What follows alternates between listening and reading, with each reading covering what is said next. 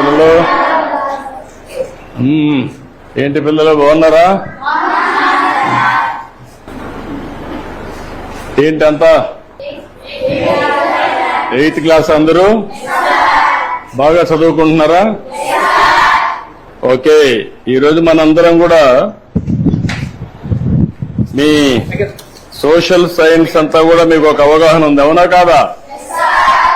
మీ teacher బాగా చెప్తున్నాడా?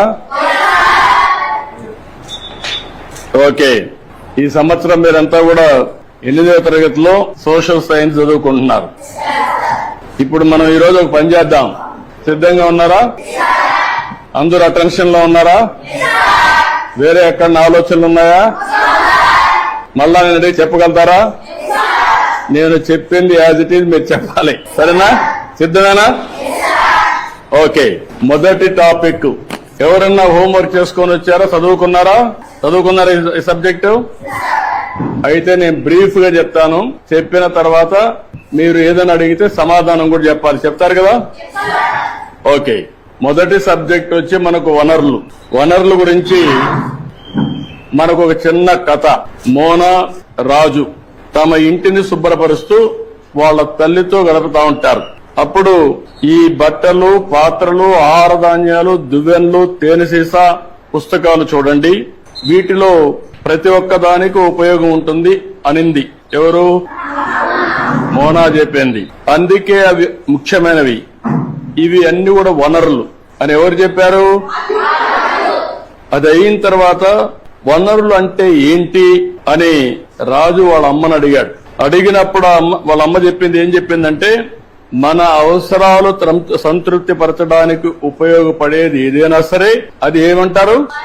వనరులు అంటారు. మీ చుట్టూ ఒకసారి పరిశీలిస్తే అనేక వనరులు మీరు గమనించవచ్చు. తాగేదానికి ఏం కావాలంటాం? తాగినప్పుడు దాహం వేసింది, ఏం చేస్తారు మీరు? వాటర్ తాగుతారు. తాగినప్పుడు దాన్ని ఏమంటారు? అదే సమయంలో మీ పాఠశాల అయిపోయింది, ఇంటికి పోవాలి, దేంట్లో పోతారు మీరు? బస్సులో పోతారు, దాన్ని ఏమంటాం? వనరులు అంటాం. అదే సమయంలో మీరు చదివే పాఠ్య పుస్తకాలు, దాన్ని ఏమంటారు? ఎందుకు వనరు అంటున్నారు? ఉపయోగపడుతుంది కాబట్టి.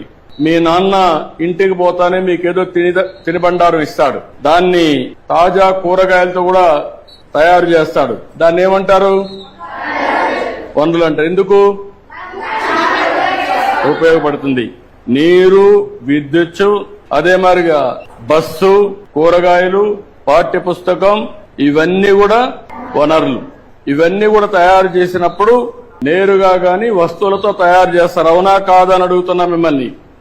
ఇది రావడానికి తయారు చేసే అన్ని కూడా వనరులే. కాబట్టి ఏదైనా ఒక వస్తువు వనరులుగా ఏ విధంగా మారుతుంది అని రాజుకు అనుమానం వస్తుంది. రాజుకు అనుమానం వస్తే వాటికి విలువ ఉన్నప్పుడే వస్తువులు వనరులుగా మారతాయి, ఉపయోగం ఉన్నప్పుడే వనరులు అనుకుంటాం.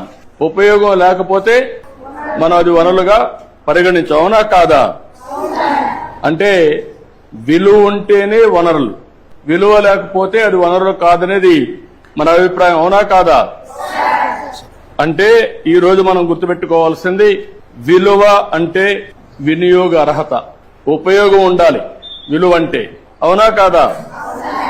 అదే సమయంలో మీరు ఒకటి గుర్తుపెట్టుకోవాలి, లోహాలుంటాయి, కొన్ని విలువ కలిగి ఉంటాయి.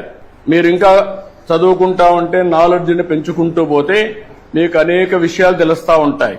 ఈ రోజు రాళ్లు, రెప్పలుంటాయి, అందంగా ఉంటాయి, దానికి విలువ ఉండకపోవచ్చు, కానీ రెండూ కూడా ముఖ్యమైనటివే. మానవ సహజ వనరుల్లో ఇంకొక విధంగా అవసరాలు తీరుస్తాయి. ఇప్పుడు రాయి ఉంది, మీకు ఉపయోగపడదు, కానీ రాయి వల్ల ఏమవుతుంది? కంకర తీస్తారు, అక్కడ కూడా ఉపయోగపడుతుంది. ఈ విధంగా వనరులుగా పరిగణిస్తాం. సమయాన్ని బట్టి వనరుల యొక్క విలువ పెరుగుతుంది, అవునా కాదా? ఈ విషయంలో మీరు ఒకసారి చూస్తే, మీ ఇంట్లో ఒకరుంటారు, మీ ఊర్లో ఆయుర్వేద మెడిసిన్ చేస్తా ఉంటారు, కానీ దానికి విలువ లేదనుకుంటాం. కానీ దాన్ని పేటెంట్ చేసి దాన్ని గాని మార్కెటింగ్ చేయగలిగితే ఆటోమేటిక్ వేల కోట్ల రూపాయలు వస్తాయి. దానికి కావాల్సింది తెలివి కావాలి, పేటెంట్ చేసుకోవాల్సిన అవసరం ఉంది. అంటే దీన్ని బట్టి మీరు అందరూ ఆలోచించుకోవాల్సిన పిల్లలు, సమయం, సాంకేతికత అనేటి వస్తువుల్ని వనరులుగా మార్చి రెండు ముఖ్యమైన అంశాలు రెండు. ఇలాంటివి మనం ఆలోచించినప్పుడు మీరు చాలా సమస్యలు చూస్తూ ఉంటారు, సమాజంలో చాలా వనరులు చూస్తూ ఉంటారు. ఆ వనరుల్ని మీరు నెక్స్ట్ లెవెల్కు తీసుకపోతే దానికి కావలసిన జ్ఞానం కావాలి, చదువు కావాలి, ఇన్నోవేషన్ గా తయారు కావాలి.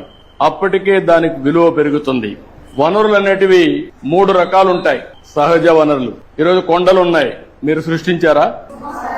ఎక్కడి నుంచి వచ్చాయి? నేచురల్ గా వచ్చాయి. ఈరోజు నీళ్లున్నాయి, ఎక్కడి నుంచి వస్తున్నాయి? నేచురల్ గా వస్తున్నాయి. ఇవన్నీ ఏమంటారు? సహజ వనరులు.